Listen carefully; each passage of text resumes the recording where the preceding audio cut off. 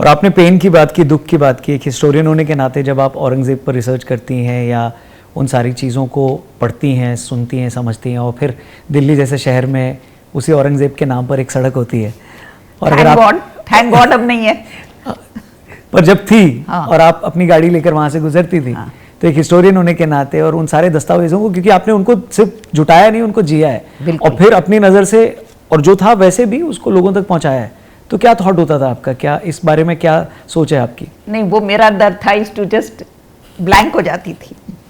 But you know, Aurangzeb के बारे में आपके दर्शकों के लिए मैं एक और चीज़ बताना चाहती हूँ जी।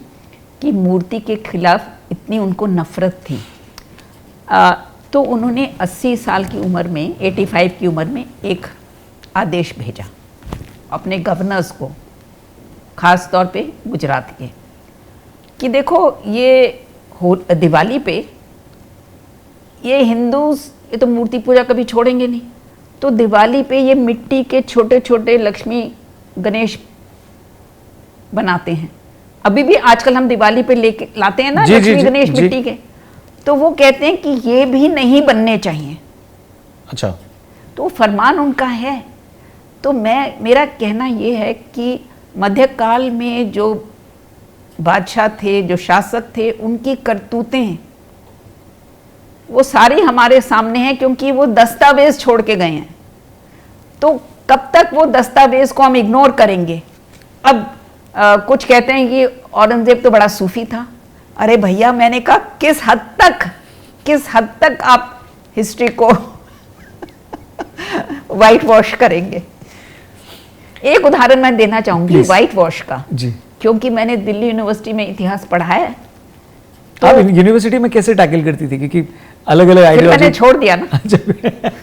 क्यों, आप अकेली थी और सामने ज्यादा लोग थे इसलिए छोड़ दिया? they were very polite to me. Okay. I have to say this कि जो बड़े बड़े दिग्गज इतिहासकार थे वामपंथी, they were never personal, they were never hostile, their behavior towards me was very good. ये मेरे को रिकॉर्ड पे लाना है। तो मैं बता रही थी कि एक टॉपिक होता था मध्यकाल के सिलेबस में, teachings of Guru Nanak and Kabir ji.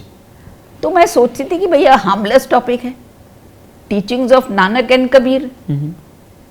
बाद में बहुत बाद मुझे पता चला कि सिख गुरुज के और मुगल बादशाहों के साथ जो संघर्ष है वो तो हम पढ़ाते ही नहीं। बाबर के टाइम गुरु नानक थे और औरंगजेब के टाइम गुरु गोविंद सिंह। तो जो मध्यकाल का जो बादशाह, मुगल बादशाहों का काल था, वो ही सिख गुरुओं का काल था। तो इतनी अहम बात है ये। और जिस तरह से मुगल साम्राज्य ने, मुगल बादशाहों ने